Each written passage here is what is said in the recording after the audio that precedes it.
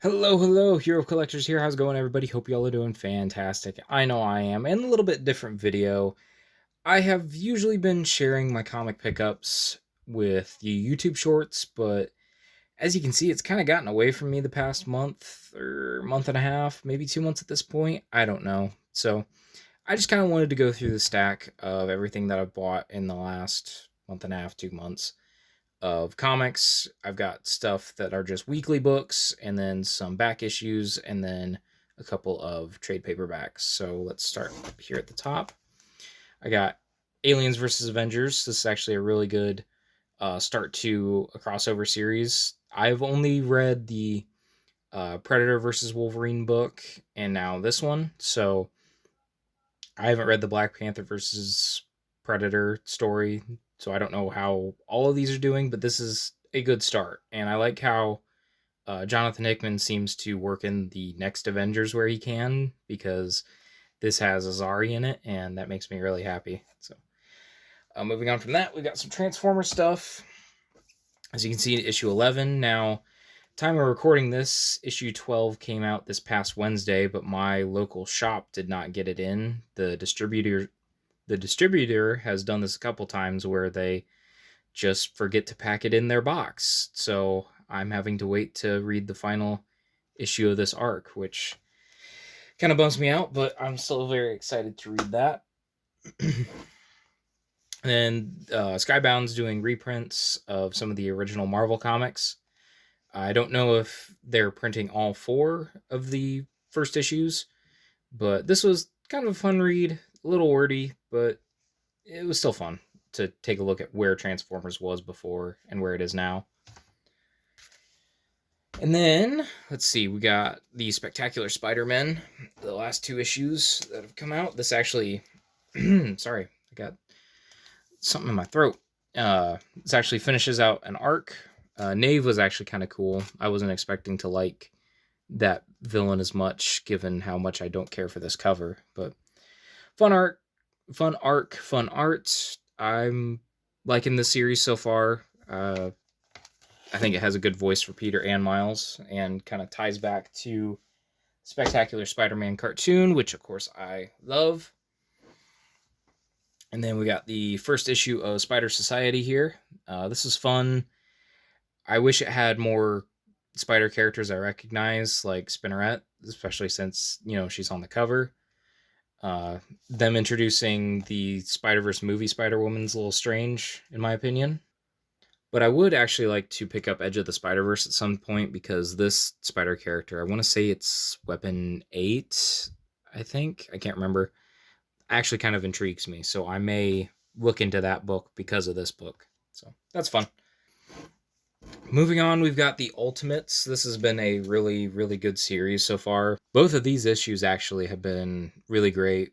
This one really sad. This one just, it's got kind of a social commentary, but not like on today's world, but more of like past history and kind of what actually happened in real life. And then this one is just twisted and messed up and makes me like the Ultimate Doom character a bit more.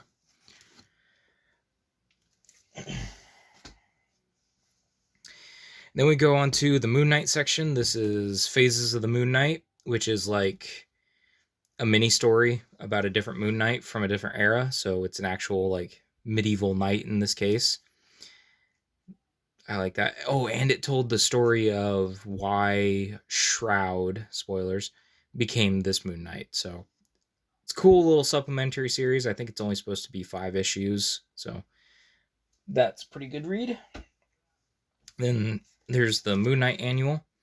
I've only read a couple of these annuals that are coming out. I might read the whole thing when it wraps up. The Deathstone stuff has me intrigued, given what was set up with Thanos and Donny Cates' Thor run. So that has me intrigued. Then we have Vengeance of the Moon Knight, which actually just wrapped up with this issue, and it's been a pretty good series. If you hadn't read the Jed MacKay run yet on Moon Knight, go back, start it from the beginning. It is fantastic, and this is coming from somebody who Hasn't read much Moon Knight, or any Moon Knight actually, aside from this Jed MacKay run, so highly recommend it. It's worth a look. And Vengeance of the Moon Knight was a solid series. But we go into Fist of the Moon Knight, which I thought I had that in the stack. Maybe not. There's a new series called Fist of the Moon Knight, I believe, and it'll be the next arc or next book in the Moon Knight run. So then we move on to the Wolverine section. Here's another part of the Deathstone saga, the Infinity Watch stuff. This actually has a really good just Wolverine story. I was surprised because I really honestly didn't even want to read this annual, but it had a pretty good Wolverine book, like story, and I wasn't expecting that from an annual like this. So check it out if you just want like a solo Wolverine one-off story. They get Wolverine Deep Cut, which is issue 2 in what I believe is supposed to be a 5-issue supplementary series. Claremont still killing it. I'm excited whenever this comes out. And then we got Wolverine Revenge from Hickman and Capullo. Pretty good story. I didn't get the Red Band edition. I just decided to stick with the normal edition. And set in an alternate world, which I was not expecting. So when certain characters died, I got really sad. But I was also, happy it wasn't in the main universe. Interested to see where this goes. I hope it goes somewhere good, but it has a lot of potential. Then we got the Wolverine #1 from the From the Ashes era of the X-Men. Wasn't totally sold on the idea of putting Wolverine back into the woods with a wolf pack and to kill off the wolf pack again. That's happened before in the comics, so to just do it again felt a little lazy to me. But the premise that was set up at the end with the adamantium and cyber, really intriguing. Then, of course, the first 3 issues of X-Men, the main title, or the no adjective title. This one has been alright. It's a Jed MacKay book with art by Ryan Stegman. It's been decent. I don't love the de-aging of Cyclops. I do like the costumes, and the story has been fine. It hasn't wowed me over, but interesting. We'll see where it goes. And then we've got Uncanny X-Men from the Ashes, issues 1 and 2, sorry. I think my favorite of the 3 X books, the actual X-Men titles. No, not just because of Wolverine, but it has some good Rogue and Gambit characterization. I think I like the first issue more than the second issue, but still at least a decent read. And then I didn't actually put this on my pull list, but my local store had some extra copies, so I decided to just give it a try, and I was surprised by how much I enjoyed Exceptional X-Men. It was actually a really decent read, and I may pick up book 2 just to see where it goes, but yeah, I'm interested more than I was before. So, and then moving away from all that, that was all like weekly pull stuff. This is back issues, kind of. I did not have the Helverine series in my actual pull list for whatever reason. I just didn't do it.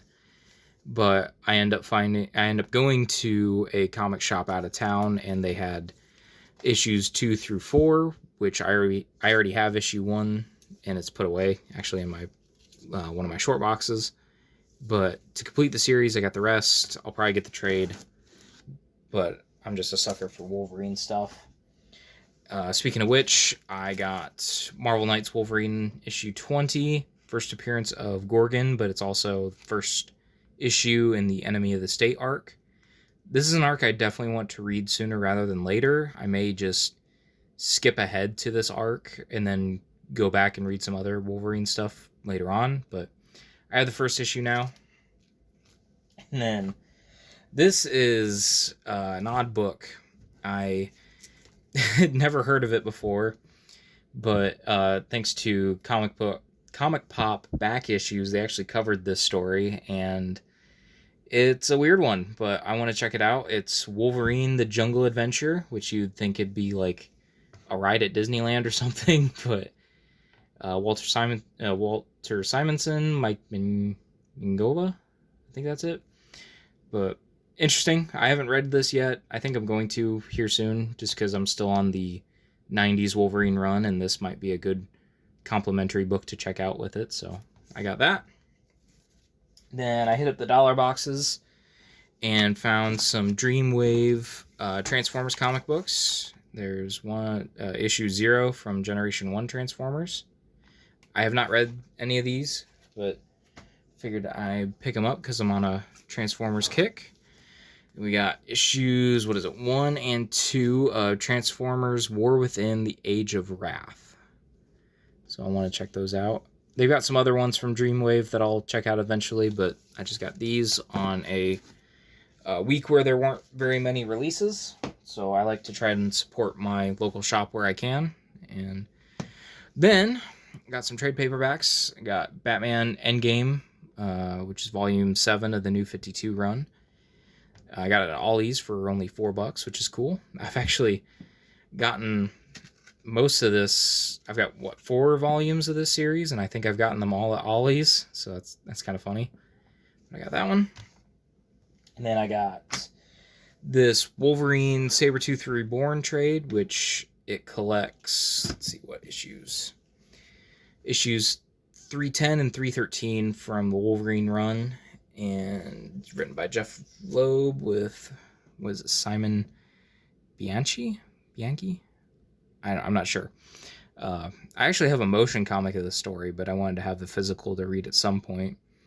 And yeah, I got this off Macari because I've been selling some stuff and had some credit on my account, so I was able to get this for basically $1.10 that I actually had to pay myself. So heck of a deal for a trade.